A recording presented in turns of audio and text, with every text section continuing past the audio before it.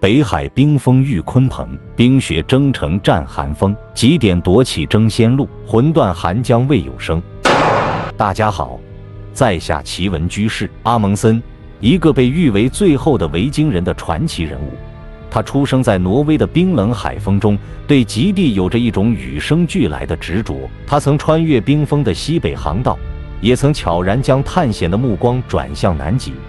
他的行动充满秘密，他的策略也引发了无数争议。在无垠的冰雪世界里，他如同一只无法被驯服的野兽，一次又一次地挑战着人类的极限。但他的故事远不止于此。在南极点被征服之后，他又将目标转向了北极，那里是他年少时的梦想，也是他无法忘却的遗憾。他成功了吗？他的探险生涯最终又将如何落幕？这背后又隐藏着怎样的真相？今天就让我们一起走进罗尔德·阿蒙森的世界，去探寻他那充满谜团的极地人生。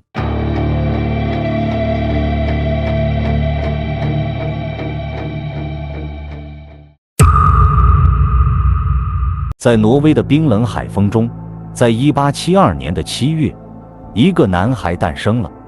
他的名字叫做罗尔德·阿蒙森，生来注定要与冰雪为伍。他的家族世代都是航海的勇士，他的血管里流淌着征服海洋的血液。父亲是一位船长，也是一位成功的航运业商人。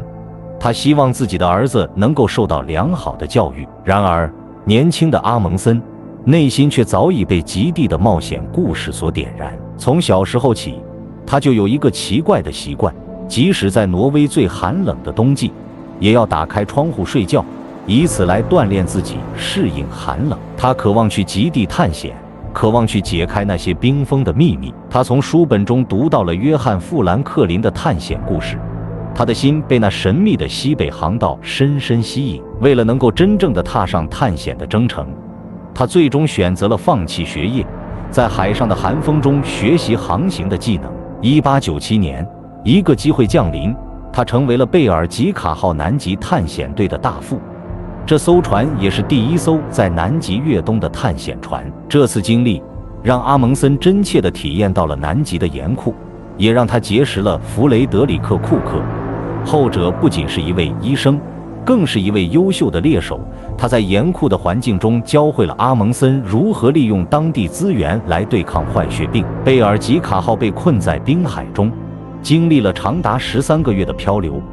这段特殊的经历也成为了他探险生涯中不可或缺的宝贵一课。1903年，当他有能力去领导自己的探险队时，依然没有忘记年少时的梦想。这一次，他的目标是西北航道，这条在冰雪中隐藏了无数秘密的航线。他驾驶着吉约阿号，带领着他的团队开始了为期3年的艰苦旅程。他们与当地的因纽特人学习生存技巧，了解了皮毛的保暖性，学会了雪橇犬的使用。而这些宝贵的经验为他未来的南极探险奠定了基础。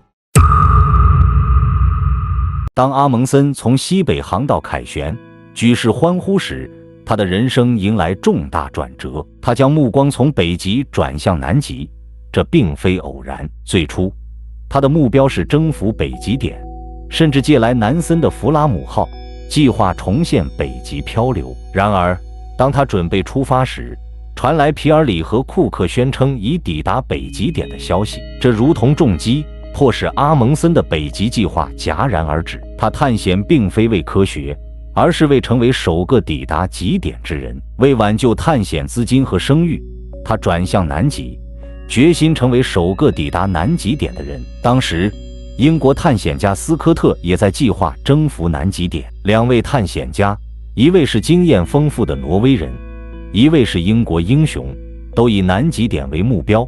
竞争已然开始，但斯科特并不知道阿蒙森的野心。阿蒙森深知必须迅速行动，抢在斯科特之前抵达，赢得竞争。这一切必须保密。1910年6月，弗拉姆号从挪威起航时，几乎无人知晓阿蒙森的真实目的地。他和团队对外宣称进行北极海洋学研究，甚至挪威政府也被蒙在鼓里，只有少数人知情。航行途中，他才告知船员真实计划。抵达马德拉群岛后，他给正前往南极的斯科特发去电报，告诉您，弗拉姆号正在前往南极。阿蒙森。这封电报震惊各界，正是拉开南极竞赛序幕。阿蒙森的秘密行动被视为不绅士，一种偷袭，但阿蒙森认为这是必要的。为了目标和梦想，他必须不惜一切代价。当阿蒙森的弗拉姆号抵达南极大陆的鲸湾时，南极探险的生死竞速正式开始。阿蒙森在鲸湾建立了基地弗拉姆海姆，意为弗拉姆之家。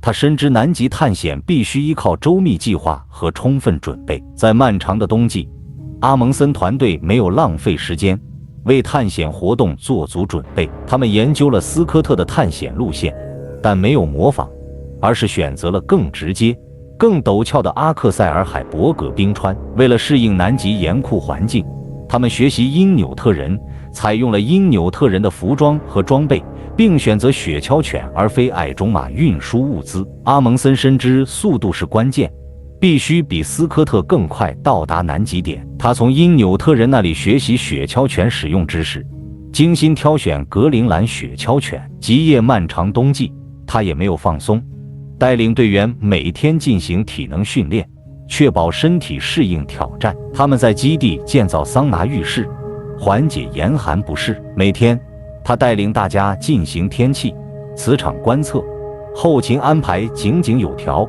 使团队全心投入探险。1911年10月19日，太阳升起，阿蒙森和4名队员带着4辆雪橇和52只雪橇犬踏上征途。他们制定详细计划，合理安排食物燃料，沿途设置补给点，利用雪橇犬运输物资，并计划到达南极点后宰杀雪橇犬获取食物。为了更快到达，他们尽可能减少雪橇货物，使用更轻便的雪橇。他们每天进行磁力观测，确保方向正确，在极寒冰雪中不断前进。阿蒙森只有一个信念，要第一个到达南极点。1911年12月14日，经历无数日夜艰辛跋涉，阿蒙森团队成功到达南极点，升起挪威国旗，命名这片土地为哈康七世国王高原，比斯科特早到整整33天。为了确保无误，他们进行了精确测量，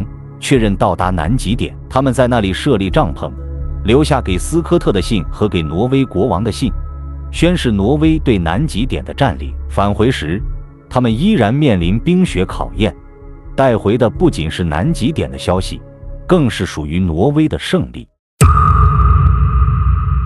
当阿蒙森从南极凯旋归来，整个世界都在为他的胜利欢呼的时候，斯科特和他的探险队却在返回的途中不幸遇难。阿蒙森的胜利在被人们赞颂的同时，也引来了人们的批评。人们认为阿蒙森的胜利是建立在斯科特的悲剧之上，但阿蒙森对此并没有做出太多的辩解，也没有停下他探险的脚步。即使在南极点的胜利之后，他心中的探险之火依然没有熄灭。他曾说过，我最大的遗憾就是没能到达北极点。他并没有止步于此，他再次将目光转向了北极。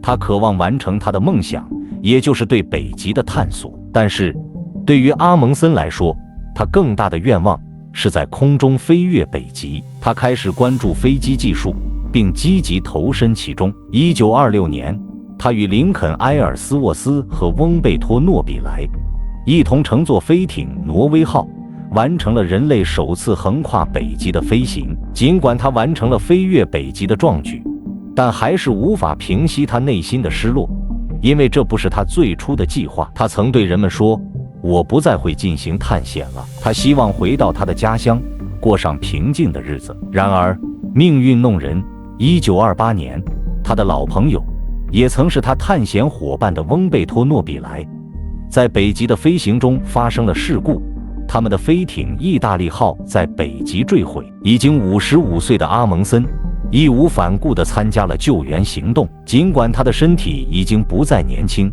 但他心中的探险之火依然熊熊燃烧。为了营救曾经的伙伴，他毅然决定搭乘飞机前往救援。但这一次，命运没有再次眷顾他。当他的救援飞机飞入北极的浓雾之中，无线电联系突然中断，从此再也没有人听到过他的消息。关于他，我们所能知道的只是他最后一次出现的地点和时间。他的失踪引发了无数的猜测和想象，有人说他被北极的寒冰吞噬，有人说他在北极的迷雾中迷失了方向，也有人说他可能坠毁在了北极的冰海之中。而关于他的遗体，至今依旧下落不明。他的一生都与极地为伴，他的生命也最终消失在极地的尽头。